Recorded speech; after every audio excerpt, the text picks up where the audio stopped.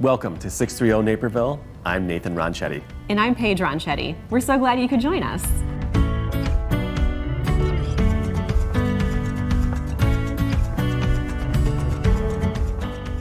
We've got a fantastic lineup for you today.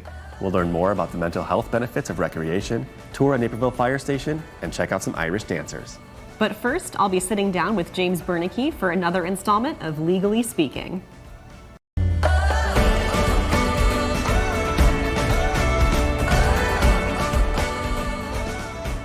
James Bernicke, welcome back to the show. It's always a pleasure to be here. So I understand you have some more truth or myth for me today. Yep, a lot of myths out there, some are truths, and we'll try to get to the bottom of them. All right, well, let's jump right in. What do you have for me? So we've had a lot of questions in the past where people will call us and say, well, my friend and I, or my relative and I, we've agreed on a purchase price for my house. Can't I just sign it over to him and he just writes me a check and we just be done with it and we don't have to deal with everything else? Ooh, I am going to say that is a myth. That is a myth. There's just so much more involved in it for the protection of both parties. There's things like title insurance. There could be questions about the survey. Some people don't know where exactly their lot line ends. Maybe their property's on their neighbors, and that can create a lot of problems. And it's unsafe for a buyer to buy without knowing exactly what they're buying. And it's unsafe for a seller to sell when there may still be some hanging on things that a buyer can come back later. You want to make sure that the transaction is that final piece where the seller no longer owns it, no longer has any responsibility. Buyer takes it free and clear, and they can live there peacefully without worrying about issues coming up down the road. Yes, absolutely. More information is always better information. Exactly. All right, second myth, hit me with it. So a lot of people say that this is going to be a seller's market in the spring. If it is a seller's market, some people want to save a few bucks and they say, oh, can't I just put my home up on Marketplace or on social media and just take in offers from anybody? That'll work, right? Oh my goodness. Okay, so I'm a realtor. I've gotten similar questions, and please don't do that. That is a myth. It is a myth in that it's a very, very bad idea because studies have shown that listing with a realtor actually gets you more money than listing it by yourself. So you're probably not saving the money you think you are, first of all. Plus, it's just a lot of work. Are you, as a seller, do you want to coordinate all the showings? Do you want to have strangers in your house that you have never met before? Do you want to make sure that they're pre-qualified? Do you want to write up a contract? There's just a lot of things involved in it that it's not just as simple as saying, well, I'm just going to put my house up there and take a bunch of DMs from strangers. No, and from a safety perspective, too. Yeah. You know, you don't know who these people are. No, are you wanting to run background checks on everybody that comes into your house? A realtor can do that for you. So probably best to just leave it to the professionals, I guess. I agree completely. Something you can do yourself, but maybe you shouldn't. Yeah. Speaking of the upcoming seller's market that we think it'll be, a lot of buyers really find a house they want, or maybe they haven't they've lost some deals before, and they say, well, I'm just going to bid way over list, and I'm going to waive inspection, and I'm going to do a non-refundable earnest money. I got to make sure that I win this offer. Ooh, well, there were some not so great ideas in that question. So we'll go with myth for this one too. Yeah, it's, again, probably not the best idea. The contract is written there for, again, protection of the buyer, protection of the seller. And you, as a buyer, may really, really, really, really want this house, but if you waive the inspection and give non-refundable deposits, and you find out later that it needs all new plumbing, or the foundation is crumbling, you've just lost that deposit, and you might buy this house with all these problems, but you've paid more than it's worth, and you might really put yourself in trouble. So things are put there for people's protection, and those are generally, almost always, not the best idea. Just, even if you really, really want that house, there'll be another one. For sure. And there is a difference between waiving the inspection and taking a house as is. That is also true. You can make your offer a little more desirable by saying as is, which would still give you the option to back out if the inspection wasn't good. Whereas just waiving the inspection completely, you're taking it like it is, all its flaws, all its money pit problems. Yep, too scary. No. All right, what's our next truth or myth? So the next one is all states use lawyers for closings. I mean, I think they should. I'll say truth for this one because I think they should.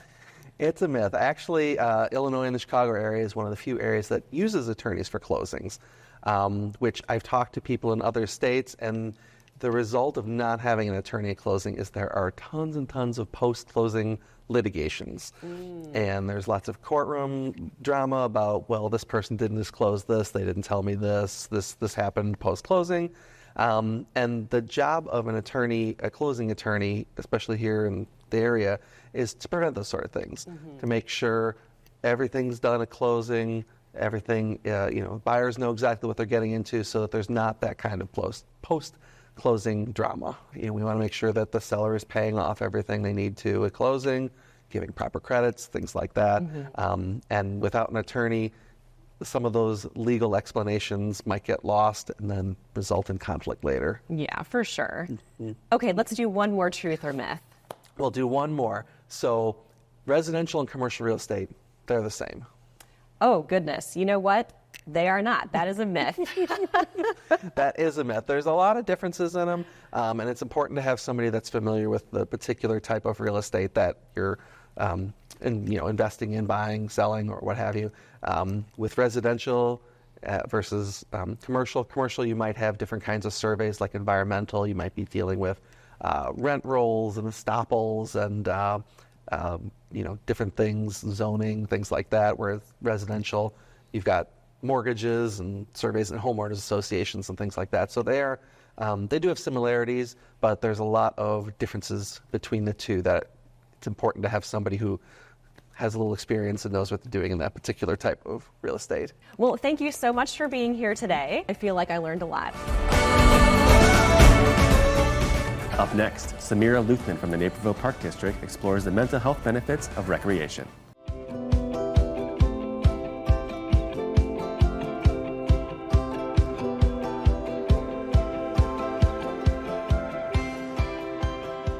Hi, I'm Samira Luthman with the Naperville Park District, and welcome to Park It.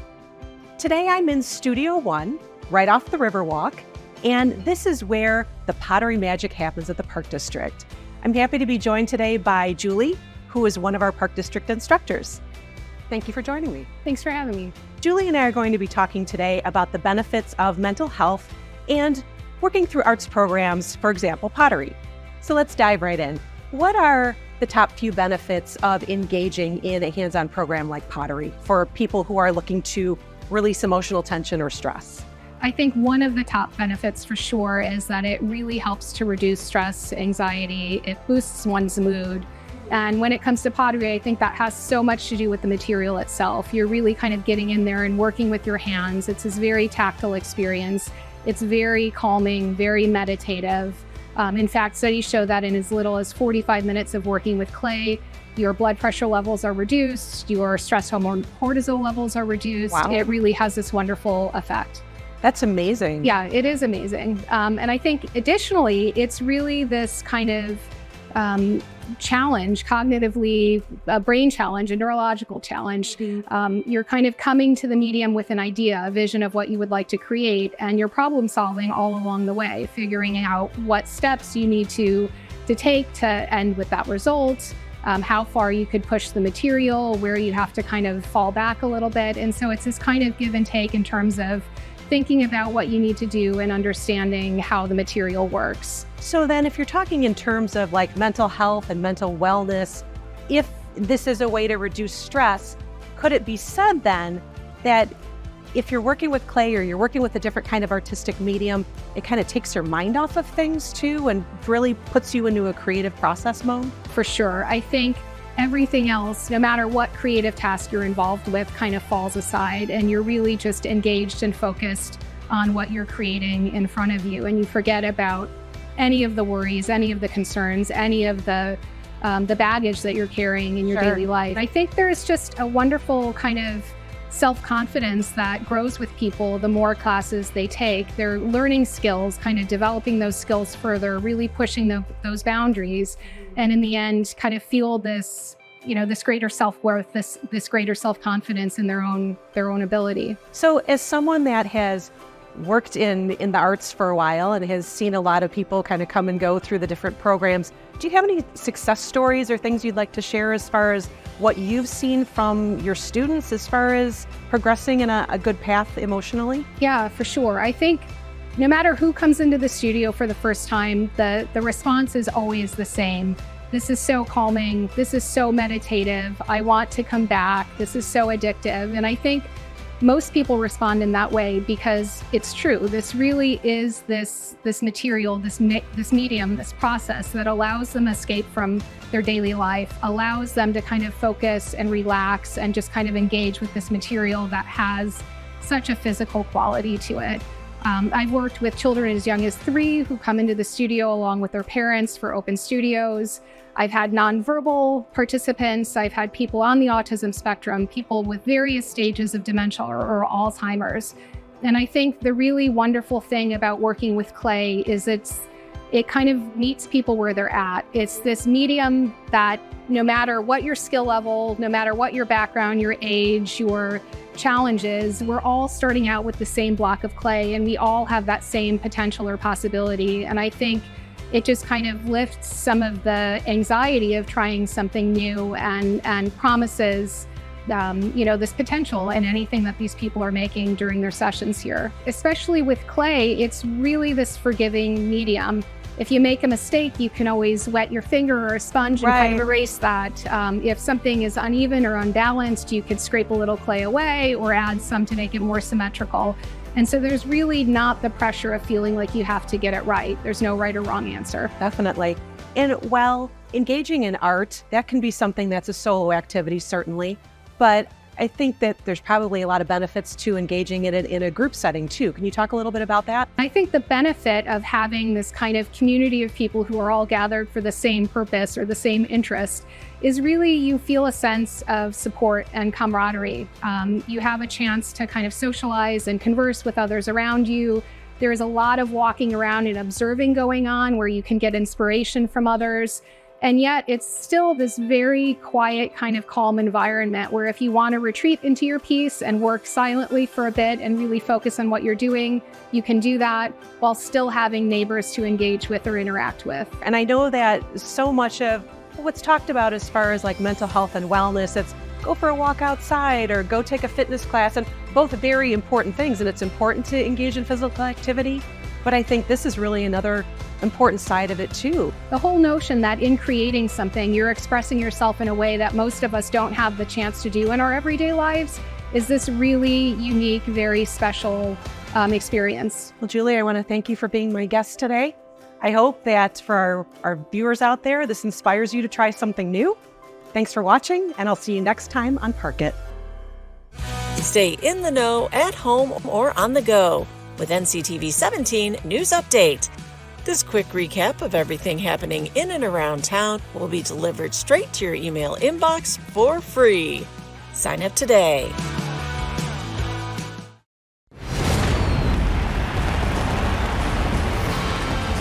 If you watched the 2024 Grammys, then you saw videos by Naperville Central High School alum Jackson Wigger. It was quite a challenge to bring these videos to life, especially with 5 of the biggest superstars in the world right now. And it was just like really stressful. And at first I didn't know if I could do it, but I've kind of learned in life and doing this for a few years now is that if something makes me uncomfortable, I need to grab it and go for it. It was an opportunity he's glad he took. I got to attend the Grammys and I got to bring my parents, and seeing those films play in a room with Taylor Swift or Oprah, it was a pretty special feeling. Today, Jackson Wigger shoots, edits, and creates visual effects for his videos. But before tackling big projects like the Grammys, he had pursued digital creation as a hobby since he was 10 years old. I remember I would take my parents' little flip camera back in the day and just like make little movies in the backyard. I would take it out to the local pool with my buddies and we would make little videos of us flipping off of the diving boards or on my trampoline at home. He went on to create videos for Naperville Central High School during his sophomore year. I started making football video recaps and different sporting events. And I would just post them on Twitter, and people would start to like them and retweet it. That's about the time I realized, yeah, I might be onto something here. His passion turned into a career when he began creating videos in the music space for local artists in the Chicagoland area. His big break would come in 2021 when he was invited to join the official Lollapalooza media team. He's covered the event each year since then, along with other big projects. I've been able to tour with Dwayne Johnson. I toured with Lil Nas X. I have worked for the Super Bowl now 3 times. I've done Stanley Cup. I've done F1 in Mexico City. I've been able to do over 150 flights now in the last 2.5 years and been able to see a lot of the world. So it's really kind of blossomed into quite the awesome, fun, and comfortable yet uncomfortable lifestyle. He credits his Naperville roots for being a solid foundation in his career. There's a lot of people I have to thank at Naperville Central for supporting what I do. And it's great to see. I've kind of been in contact with a few people a few teachers since then. And still having their continued support is really special to me. So Naperville Central has a special place in my heart. 4630 Naperville, I'm Jesus Cortez.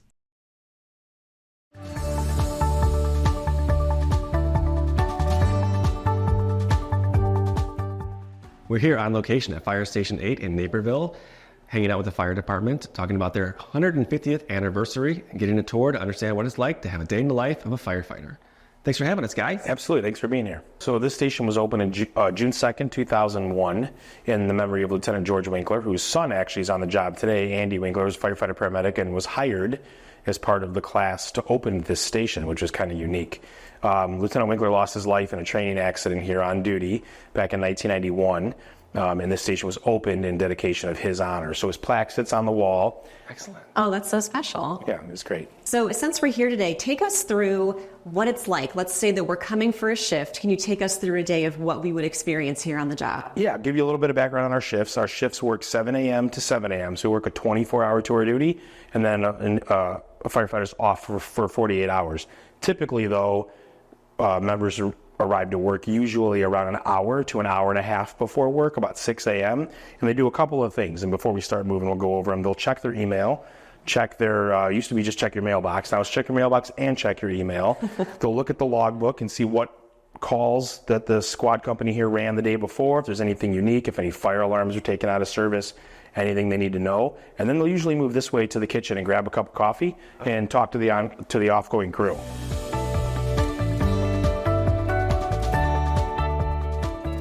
So we're in the living quarters of the fire station, which comprises the kitchen and the day room, where firefighters will spend a lot of their time after 5 p.m. in the day room. We can watch television here, study for exams, study for school, a lot of other entities that members may be involved in the fire department. How many calls per day does this station average? Citywide, we do between, on a low end, probably 45 a day, and then on a high end, we can go upwards over 100. We'll have some days where weather impacts, or generally the driver's weather would go upwards of over 100. This station's probably between, I would say 5 and 8 on a general average day is the number of calls that the station will run. So the next place we'll show, after we talk to the offgoing company and grab a cup of coffee, we'll go to our bunk room and get changed. We'll show you what that looks like. Great.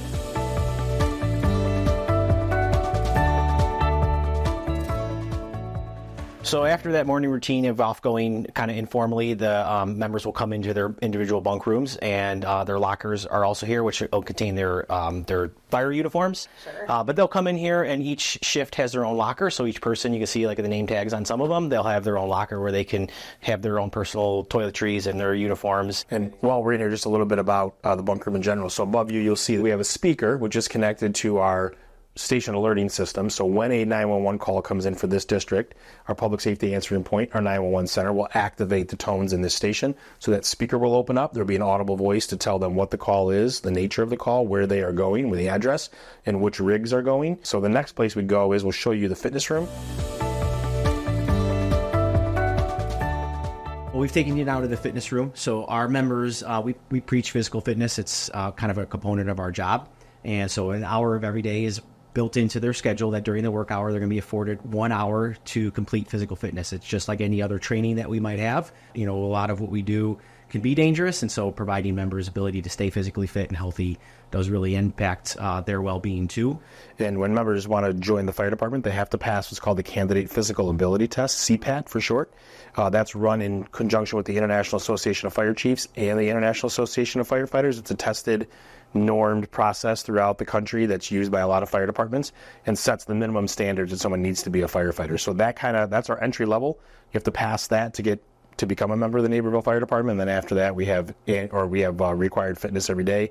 And we also test people on our central job functions on a regular basis. So every year, a firefighter has to pass minimum requirements to stay on the job. So next, after someone works out, we'll take you to the bay floor where we'll grab our turnout gear and put it next to the rig and be ready to go on calls.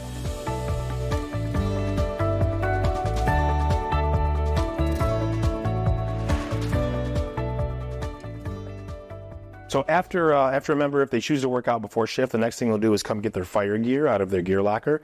So we keep our personal protective equipment, consists of fire boots, fire pants, a coat, a hood to protect your neck and back of your ears, gloves, helmet, SCBA mask, so the mask that connects to your self-contained breathing apparatus that you'll wear, and that's the stuff that they'll get ready to go. So you'll see firefighters keep it in a rack like this while they're not here. We also have a black bag here that the gear is kept in when they're not on duty. And the reason we do that is diesel exhaust from the apparatus, as well as whatever was absorbed in a fire, is all class 1 carcinogens and known to be carcinogenic to firefighters. So we want to keep the gear as protected as possible and also stop the off-gassing from any gear as members are in the firehouse. So you'll notice they have like Croc-style shoes. One of our members brought this to our wellness committee, was that cross-contamination of the apparatus floor to the living quarters of the fire station.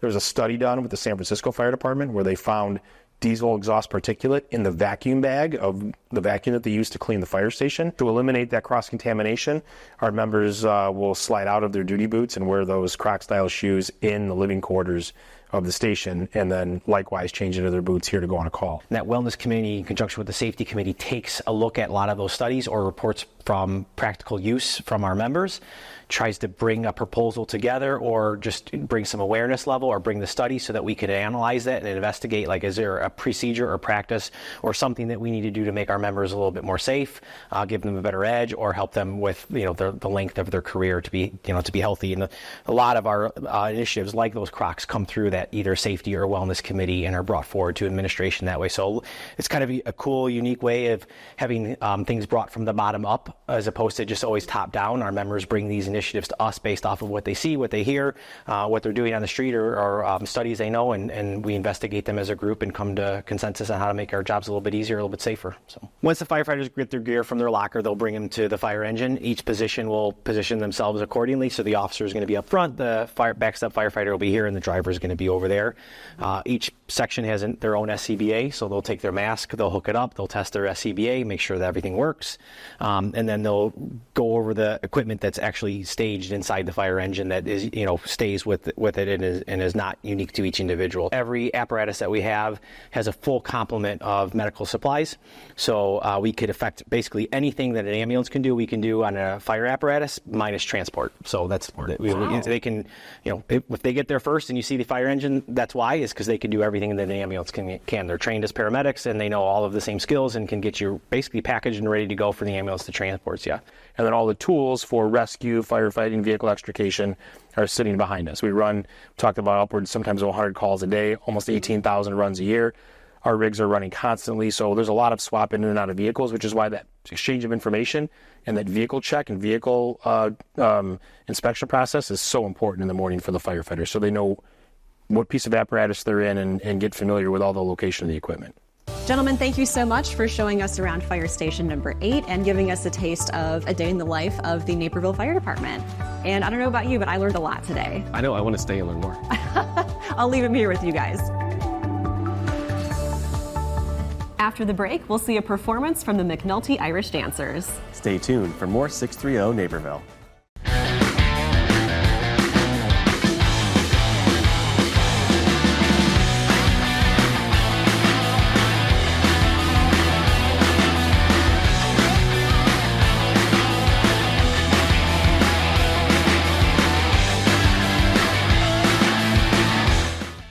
Thanks for joining us here on NCTV 17. And now you know, From 630 Naperville, I'm Nathan Ronchetti. And I'm Paige Ronchetti. We leave you with a performance from the McNulty Irish Dancers. See you next time.